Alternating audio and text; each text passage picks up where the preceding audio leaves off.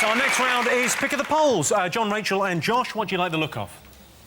The wedding one. I don't like weddings because there's absolutely no chance of me ever being involved in one. There is, they could change that law. I think we might go for the sexy lady in the specs. OK. We asked tonight's jury audience, would you rather be beautiful or brainy? What do you think they said? I went on a date recently and 2 different people came up to us and said that she was far too attractive to me. Wow. I'm sure you've had it as well, Alex. Total strangers came up to you? One was a drunk Australian man who'd fallen out with his friends and he thought, well, I'll go and slag off this guy who's with a hot girl then. And then the second one was a drugs dealer in Camden who stopped a mobile phone call to point across the street and go, you shouldn't be with her, mate. And I didn't know whether that was the greatest compliment or the worst thing that's ever happened to me. I go for ugly, stupid women. Really ugly, really stupid. So then people come up to me and they go, you're too good for her, mate.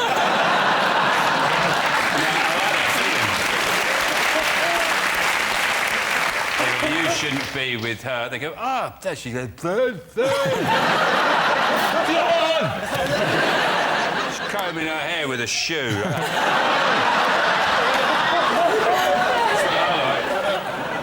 don't have to look any further than our guests to see beauty and brains. Obviously, we've got Rachel. We've got, on the other end of the spectrum, we've got you. Mille point. Is that a compliment? Yes, it is a compliment.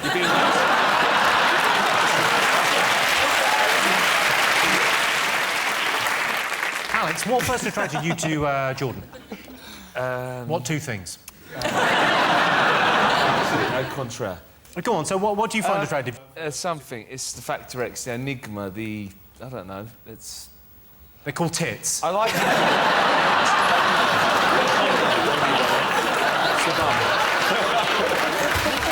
whole package! So, what do you think our audience went for? Do you think they'd rather be beautiful, or do you think they'd rather be brainy? What are you going to go for? If you're beautiful but thick, then you never have the intelligence to question why people are hanging around with you. I mean, brains are what make you go, oh, I wonder if this is just a fickle relationship. If you're beautiful but thick, you go, everyone likes me.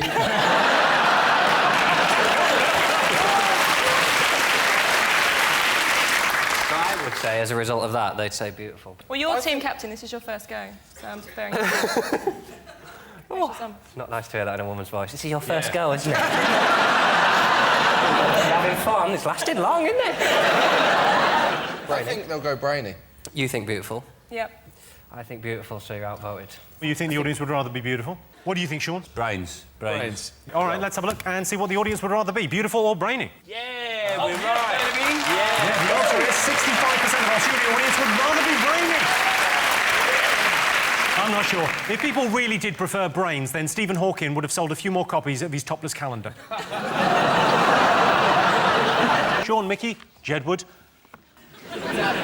Pick a question. Let's go for the man in the mask. OK, you've chosen the mugger.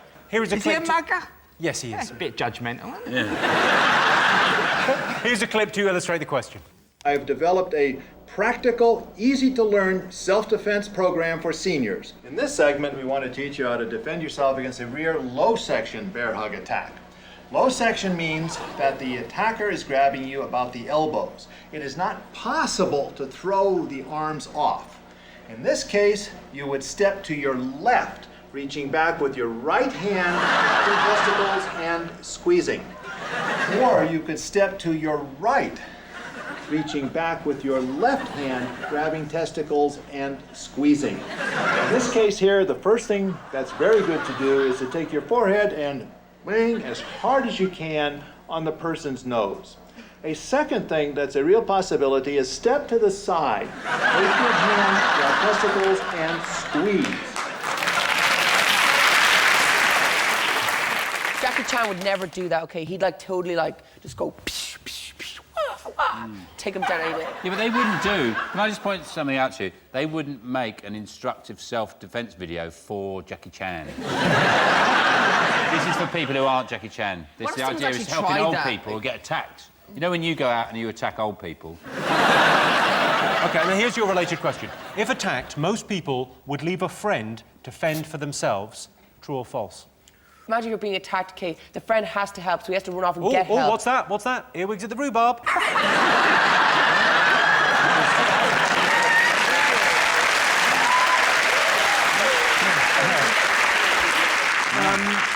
It's all to do, I suppose, with a friend, isn't it? Because we've all got friends who are complete arseholes. You always keep one in your life, don't you? And you hope that one day they'll shape up and you go out with them and they're still an arsehole. And they get you in trouble. That one, I'd probably go, I'll see you in a couple of years' time.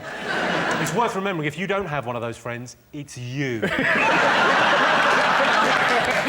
If you or John was attacked, would you help out? The thing is, like, they might think they might come after John, thinking it's me, and then kill John. And I'll be like, it was meant to be me. Why would they care which one?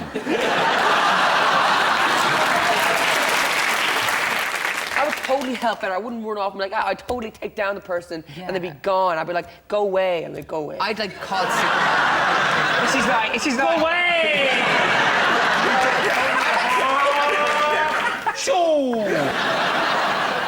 John, if you were walking with a friend, imagine you had a friend, and well, because you live on your own. But if you were with a friend and you got attacked, what do you think? Yeah, if I had a friend, I would We're your fight to the friends. death to keep hold of it. It'd probably be me doing the attacking. Never leave! Okay, when the situation happens, okay, I'd know what I'm doing. Right now, I didn't know what I was doing, but I will know what I'm doing if it ever happens. Yeah, if you get attacked. totally. Yeah, if it's like in an alleyway, someone jumps out with a knife, you would know. Leave the area!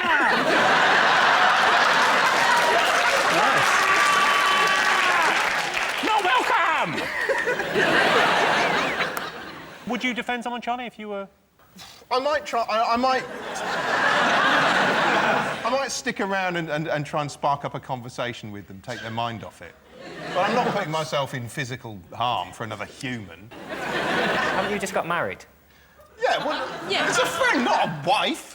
So is this based on? Is this a fact or an opinion? Is this like what people are saying they're going to do, or is it what people will actually do? It's what they're saying. believe they would do. I think they would. If they're saying, it's easy to say you're going to do it. Of course they're going to say they're going to stick. Well, you didn't. You said no, I wouldn't bother. I think you all would do it. You're just being cynical. I think all of you I are intervened in a fight gentlemen. once. You're gentlemen and you would. I would. You think I would stay and defend a friend? Yeah. You, Lorraine, are a very poor judge of character. Yeah. I was once out with some friends on a night out and we got attacked, and I went and got us a taxi. While the fight was ensuing, I thought there's going to need to be transport when this when this finally settles down, and I was quite right. To the hospital, please. Yeah. Imagine, Jimmy, you'd go and get changed into your jeans, wouldn't you? Just in case you get your clothes ruffled up. I am going to stick around and help you. I just need to change into my jeans. Sean, I tell you, you say that. You're lucky I don't have my jeans on right now, or I'd come over there. Oh, so and I would... Sort me out. You haven't got your bloody jeans on, have you? Yeah, but otherwise... Yeah. They're new trousers, so... You could rip your top like Superman.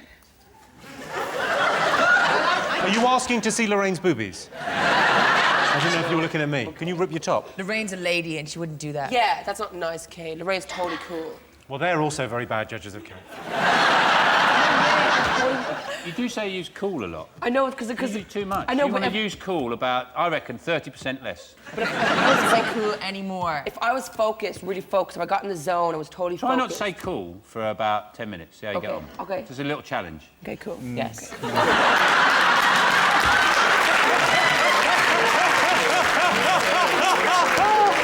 Genuinely didn't mean that. You didn't. OK, so let's get the answer. So, if attacked, most people would leave a friend to fend for themselves. Are you saying true or false? False. Yeah, people would be good. True. True? True, because everyone's aware. Yeah, I think it's true. I can tell you, the answer is false. Yeah, only 5% of people would leave their friend to fend for themselves. In situations like that, I just let my fist do the talking. Please let me go. I don't like it. OK, Sean Steen, what do you like the look of? We like the look of the keyboard, Jimmy. In a poll to find out who people would turn to for advice, Google, the internet search engine, came second. What came first? When something happens in your life, there's a crisis, who do you go to? My mum. And what does she say? Google it.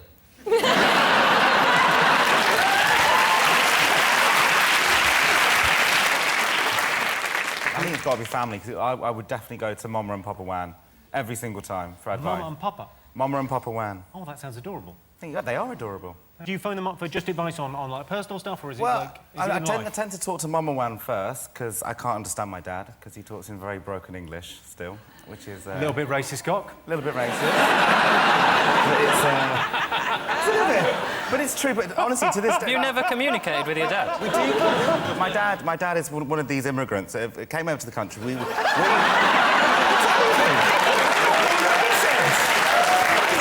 I've got social immunity, I'm allowed to say this. He's one of these immigrants that came over, and when he came over, he couldn't speak English, and my mum taught him to speak English because they fell in love. And then over his life, he's lived here since he was 16. He's about 102 now. So he's been here most of his life. And so he must be able to talk good English. But he's really, as soon as he doesn't want to listen to a word we're saying, we'll say, you know, Dad, how are you? We'll just go, oh,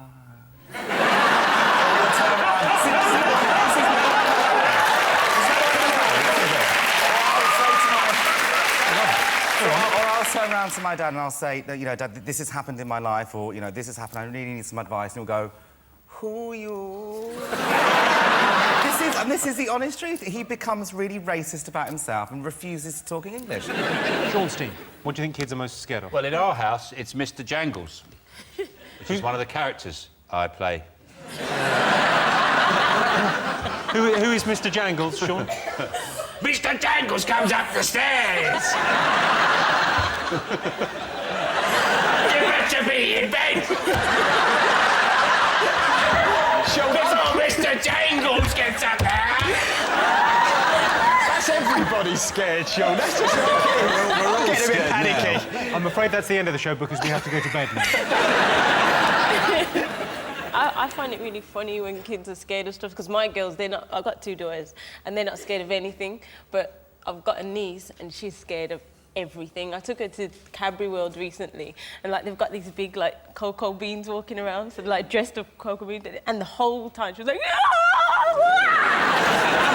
I was just killing myself laughing. I was, like, proper laughing at her. You were laughing at your niece. She was terrified on a day out. I liked your face, Jimmy. Do the face again of her being terrified. Oh, she was... Was she in a Michael Jackson Thriller video? It's quite an extreme, terrified... No, but that's how terrified. Can we have it one more time? Could you do Mr. Bojangles, or whatever it was called, and then I would have terrified? It'd be great, a little playlet. Mr. Bojangles!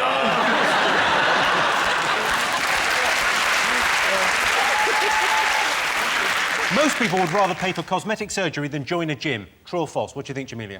No way. No way. Like, no way. Have you ever had anything done? You can't do that, no. Would you have anything done? No, I mean... For me?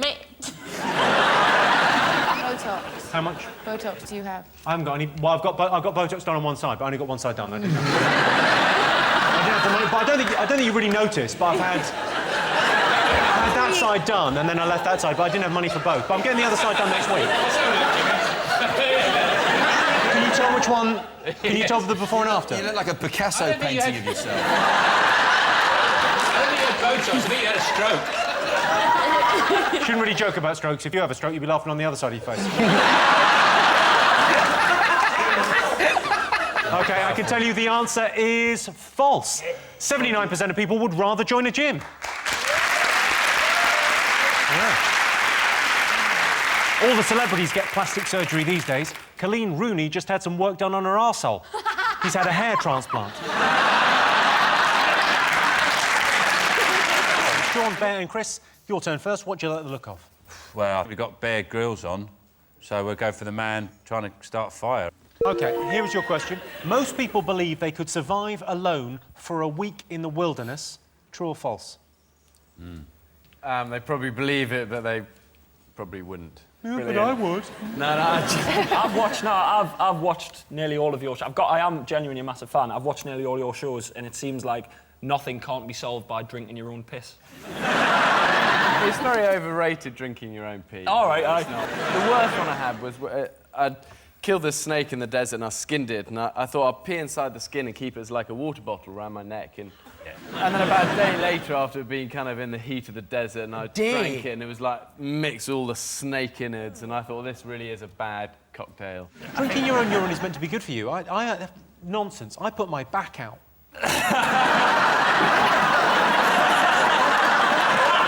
My favourite episode of your show was when you literally just got out of your helicopter, but you got out of it, you walked down the hill, you found some bear poo, and you got a bit of apple out of it. And you went, oh, yeah, apple. And you washed it with your water. And you ate it immediately. I thought, you've just got off your helicopter! How are you already home? Put it in your bag! Chris, if you think that's bad, have a look at this. In hot climates, if you try to walk in the heat of the day with no water, you may last no more than 4 hours. But if it's a choice between life and death, there's a survival trick I was shown by an old ranger. One thing you can do if you're stuck out here with no water source at all is actually drink the fluid from a fresh elephant dung. Pretty disgusting, but it could save your life.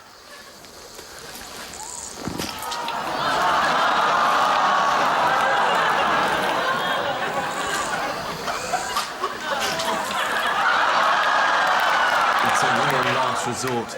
There can be harmful bacteria in that water, but if you have nothing else to drink, it could buy you extra time.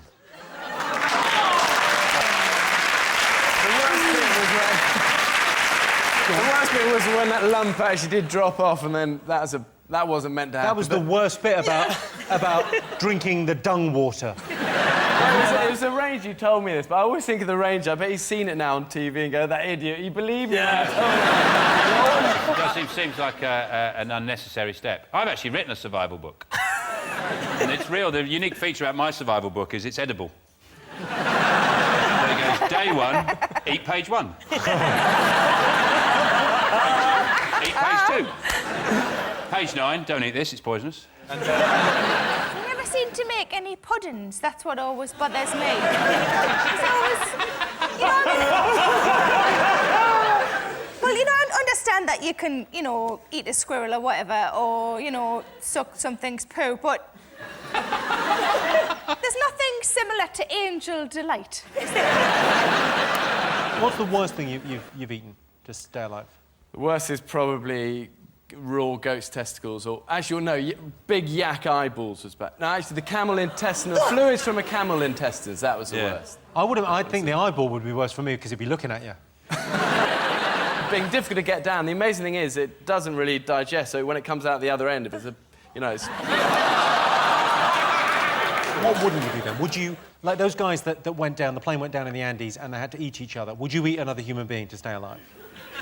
What a question, it's a difficult one, isn't it? I mean, you definitely would. Yes!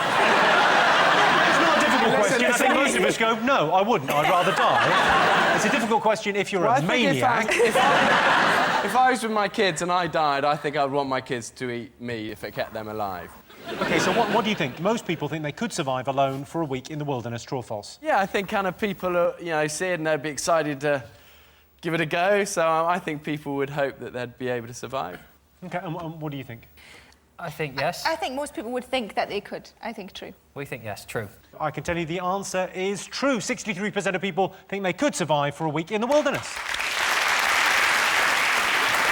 If I was lost in the wilderness, I'd stay warm by shaking with fear, and I'd get water by drinking my own endless stream of tears. Easy. John, Nick, Peter, your turn first. What do you like the look of? Silly not to the picture of me, I think. Bottom left-hand corner. Oh, yeah, looking very manly. OK, so we asked our studio audience, what's the best way to impress a woman? A feat of strength or a grand romantic gesture? What do you think they said? Bit of both, innit? Yeah. Carry a woman up a mountain at sunset and then do her on it. Ladies. Ah, the romance of being done on a mountain. My friend was actually proposed to like that. They were on Well, she was being done on a mountain. I think he said, oh, Laura, I've got something to ask you. And she said, no, Dave, not here. And then he actually proposed. Yeah. Why would you marry a man who, when he says something like that, you naturally assume he means doing it? Baffles me, the men that have got wives. Just... How long have you been single there, John? Well, 8 years. What's the relationship status of my team? Single for about 8 years also. We're really killing it. Good strong wrist. Yeah.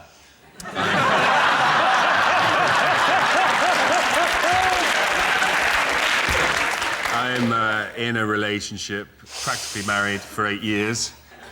Even stronger wrist. How did you woo your other half? Was it a romantic gesture or was it... Woo? Well, you know the way you woo a woman. Like in the 30s. You might get a feat of strength. You might say... You might do something that's, like, impressive to women. Involving... Right. So, look, look. You want a pickled onion?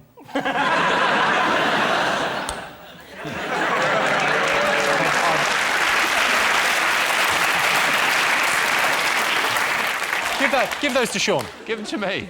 There you go. You can, but that's the traditional way to impress a woman, is that it's a feat of strength. It's like a... Just open it. It's just been opened, Sean. Yeah, it's a trick, isn't it? No, it hasn't. I can't open it. Give them to Daniel. He'll do it. It's glued up. You've glued it up. I haven't. You have. Why would I do that? It's easy. Just twist it. You just twist... twist the top.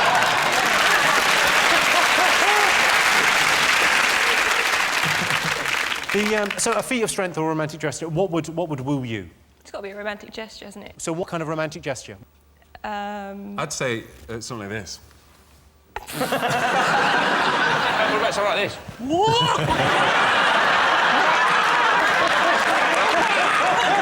Sort of like mating, kind of. Is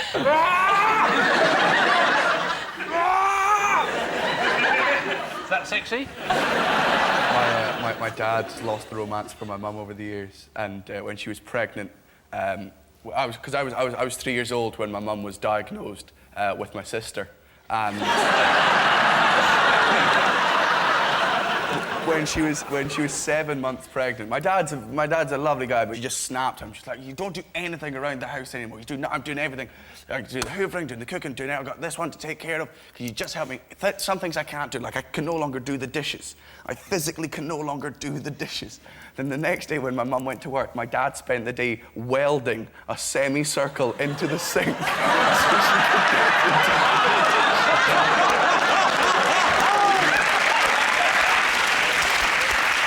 So I need an answer on this. John, what do you think? People will say romance, won't they? I reckon. I think romance. What would you go with? It's got to be romance. Yeah, romance. OK, I can tell you, we asked our studio audience what was the best way to impress a woman, and they said the best way was a romantic gesture.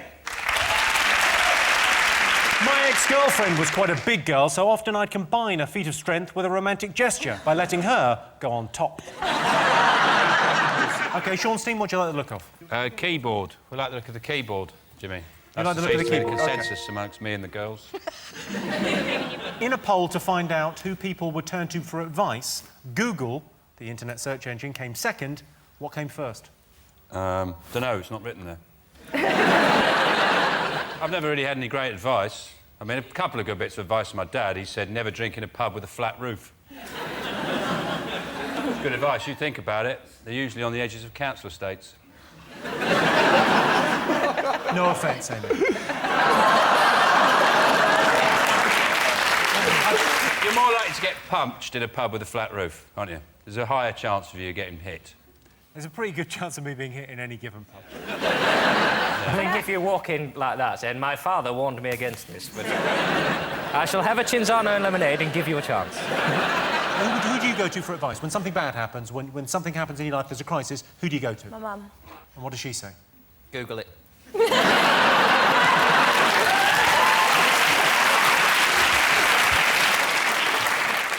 think it's got to be family, because I would definitely go to Mama and Papa Wan every single time for advice. Mama and Papa? Mama and Papa Wan. Oh, that sounds adorable. Yeah, they are adorable. Do you phone them up for just advice on like, personal stuff, or is Well, it like... I tend to talk to Mama Wan first, because I can't understand my dad, because he talks in very broken English still, which is... A little bit racist, cock? A little bit racist.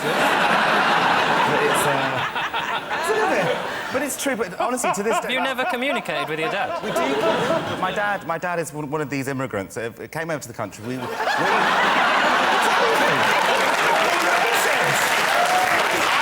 got social immunity, I'm allowed to say this. He's one of these immigrants that came over, and when he came over, he couldn't speak English, and my mum taught him to speak English because they fell in love. And then over his life, he's lived here since he was 16. He's about 102 now. So he's been here most of his life. And so he must be able to talk good English. But he's really... As soon as he doesn't want to listen to a word we're saying, we'll say, you know, Dad, how are you? We'll just go, oh...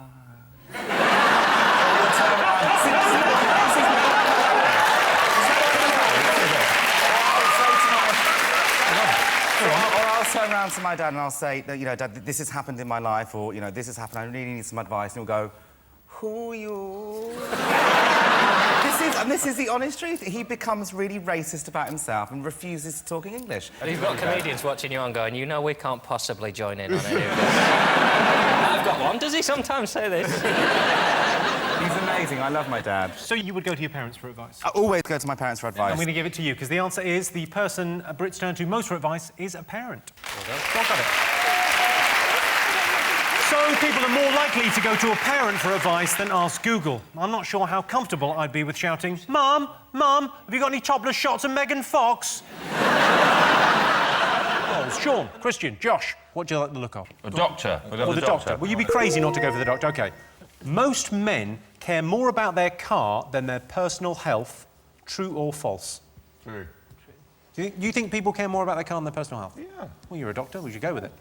Well, people only come to a doctor when it's really, really, really, really bad. Wait till it's fallen off and then they Yeah, go. but if you hear just a little tiny, like a clicking noise in the back of the car, you go, well, I've got to get this fixed, it's driving me crazy. Yeah. Whereas if it's your hip, you go, nah, it'll be fine. Yeah. So what's the longest someone's left it before coming to see you? How bad has someone let it get before they come to see you? I think my memorable case was a guy who... Here we go. Settle in for this one, guys. Settle in. He went to Thailand on holiday, as you do. Oh, here we go. He went to Thailand on holiday, got pissed, very, very, very pissed. Oh. Went off with a prostitute. Nothing happened. It was completely, you know, brewer's droop. Nothing worked. So he refused to pay her, because, you know, belligerent, aggressive, drunk. Refused to pay her, promptly fell asleep on her bed. Didn't wake up till morning. 3 weeks later, comes to see me, sort of basically peeing blood and really, really uncomfortable and all the rest of it, and has put it off for a good 3 weeks. The blood started quite quickly. So 3 weeks later, he comes to see me, and he thinks, oh, I've probably got gonorrhea. I give him the standard gonorrhea treatment. It doesn't go away. Anyway, cut a long story short, I send him off for an X-ray, and his bladder contains 15 hairpins. And the prostitute, who was pissed off that he didn't pay, spent the rest of the night with this drunk man passed out, pushing hairpins down his willy into his bladder as punishment. True story. True story. You've got to finish that with, night-night, children. Just out of interest, I did this with my doctor recently. I sent her a photo of a thing. Of a thing? No, but I had What was it? I had a rash on my neck. A little rash on my neck when I was on holiday. So I sent a photo, and she said... What? You had a little rash? I can understand if your leg was hanging off at the knee. Oh, yeah, I'm going to send her a photo. Go, do you think that's right? It's hanging off. Yeah, go on. So do you get sent... Do people send you pictures? No, we do. Well, they'll Skype in. So do you have to meet someone before you diagnose them? Could you diagnose just from a text? Dodgy ground. Dodgy. You'd never... Could you make some more noise with your massive fucking shoes?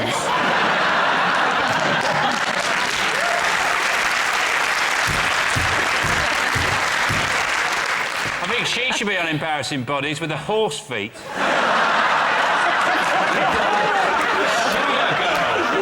She's got her. I've got the feet of a Shire horse. I've got an embarrassing body I wanted to check with you. It just looks really unmanageable. You should comb it. Now, I've got like a hole in my chest. What do you mean you've got a hole in your chest? But it just keeps going in. Go on, show us that. What's going on? What's going on? Yeah, I'm not a doctor, but I'll have a go. I'll have a look. Well, let's see if... It's like a concaveness. That's disgusting. Cheers. You could lie down and pour beer in it, couldn't you? And then get a straw and drink beer off yourself. Dr. Christian, put nuts in there. For winter. Yeah. Or you could like get a little, like a gerbil or something, make a nest in there. Can I get the diagnosis? What is the matter with his It's called pectus excavatum, because it's an excavated chest. So someone excavated it? I bet it was Tony Robinson. You don't need a doctor, you need a plasterer.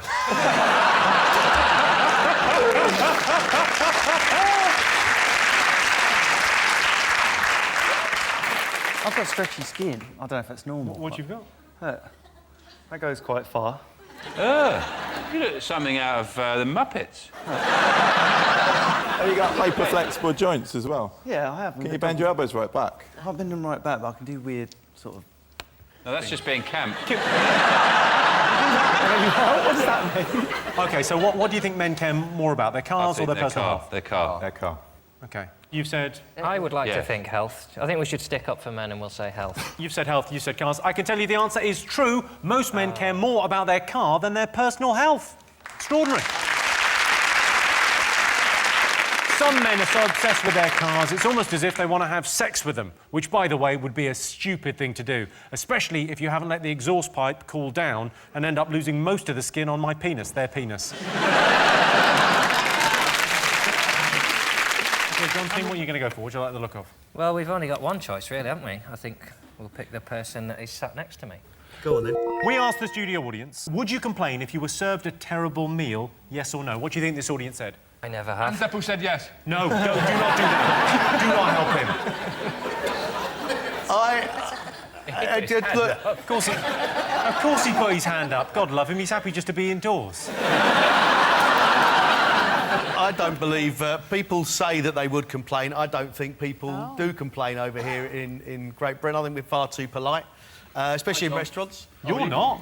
Well, I'm very polite. Sorry, have you not seen your show? I'd like to say, on that show, we only ever critique someone's food, not their personality. Be better telly, though, if you went, oh, that's amazing, but you're such a dick.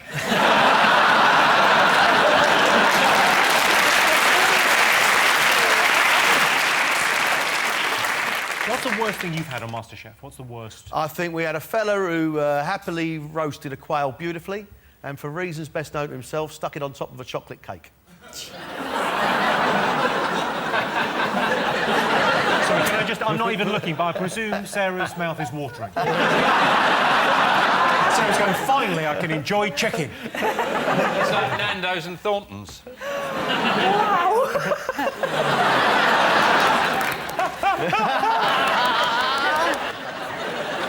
Sean, have you ever complained in a restaurant? I always complain. But at what point do you complain? Because you can complain and then you worry about what's going to happen to your food when it comes back. Yeah, you can. I complain, but I never eat what they bring back, unless my complaint is, this hasn't got enough spit in it. Something's not right. I don't see why. It's a real... That's why service is shit in this country, and that's why food is shit in this country. Ooh. It's getting better. But generally, if you go to a service station in France or in Italy or Spain, just so the level of food that everyone can experience, is you can have great food. You go to a service station in this country, the food is virtually... It's like being in a lab or some horrible experiment with sausages and Jif or something. It's just... I agree with you that food at the basic level, when you really want it, when you're starving, is rubbish. Whose rule is it that we had to put sandwiches in a fridge? Yes, yeah. You know, they don't have sandwiches in a fridge in Spain, and they're not all dying of warm sandwich disease. And more importantly, who's the person, when they're making the sandwiches, pushes all the cheese to the front? And you look at it, it's like, you know, it's like, imagine if you're trying to fall in love in Iran, you've only got the eyes to go on.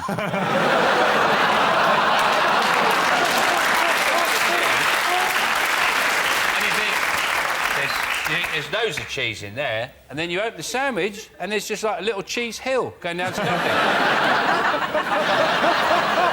I once bought a baked potato in a big food hall in Australia, and... You travel for lunch, don't you? I was in Australia and I bought, I can't remember where, and I bought a baked potato in one of those polystyrene things. I opened it up, and as I was eating, there was a piece of shelving bracket. L-shaped shelving bracket, I swear to God, in the baked potato, and I took it back to the bloke, and he goes, you know, that's nothing to do with me, mate. And I pointed behind him, and there was literally a shelf of that behind him.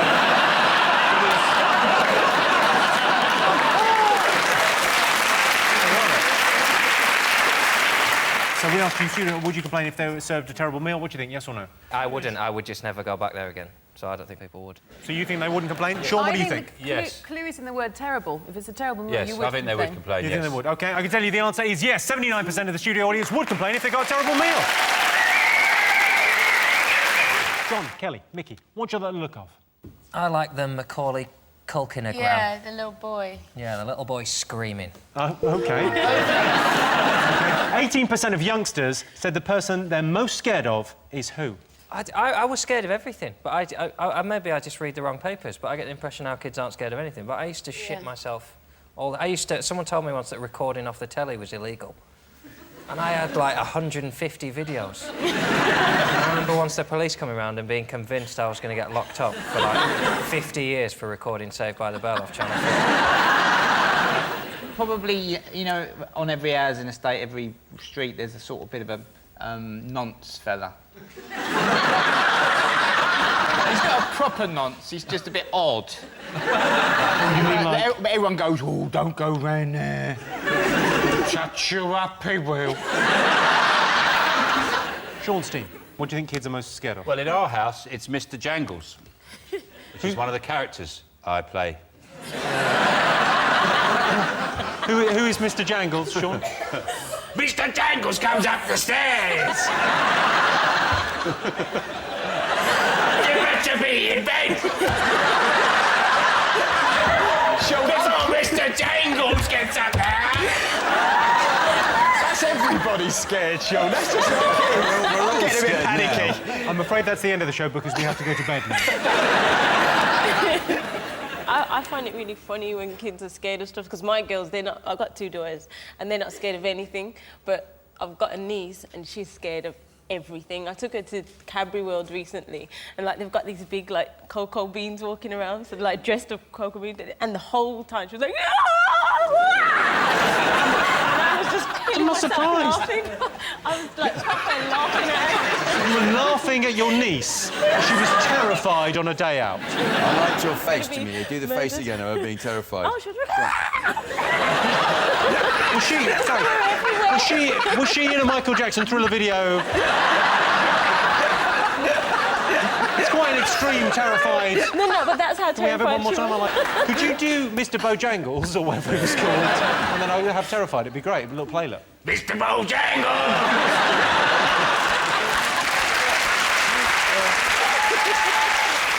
I don't do it, really.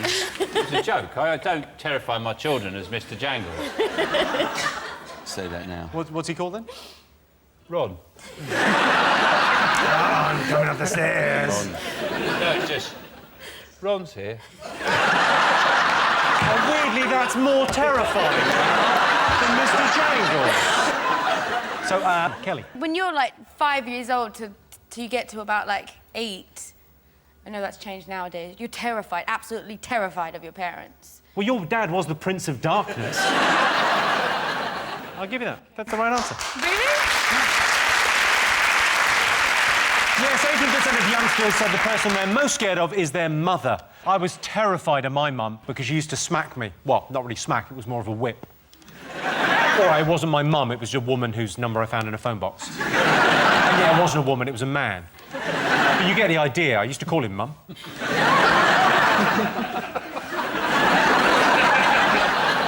John, Patsy and Jack, pick a question. I think we're going to have to go for the full English breakfast. Oh, that looks nice, doesn't it? Yeah. The beans, they're too expensive for me, though. OK, here's your related question. What does the British nation prefer, the Queen or a full English breakfast? To eat? Yeah.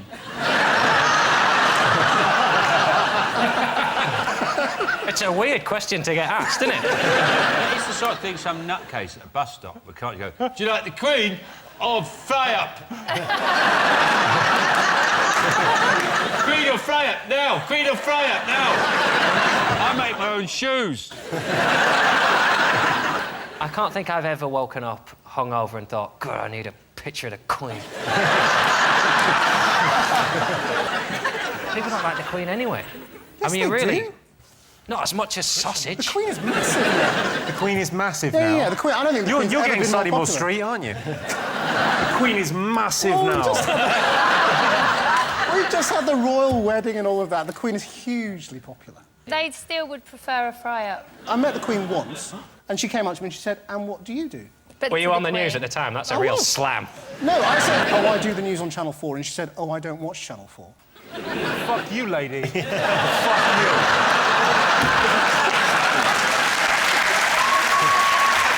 I'm livid. You don't ever watch Channel 4? She doesn't I'm not watch... buying stamps anymore. I'm going to send everything DHL.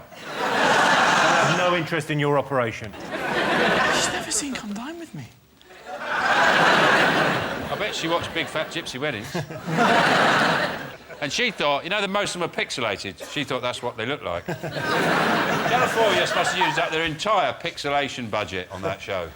Well, this is John Joe, and he's worried about compromising his scrap metal business. Well, I don't know, the Queen's quite similar. I reckon she would have watched Big Fat Gypsy Wedding, because it's just, you know, people that don't really do anything. That, didn't they? They live off the state and they're interested in horses. It's basically the same as her. I don't personally, I'll come out and say I don't like the Queen. I think it's absurd that we have a Queen. Basically what we're saying is that we're no more sophisticated than bees. Bees have a queen, and their queen actually does something. Lays eggs. And is massive. Their queen is about 20 times bigger than them. So you go, fair enough, you can be queen. You're 50 times bigger than us, and you lay eggs. Our queen just doesn't even open doors.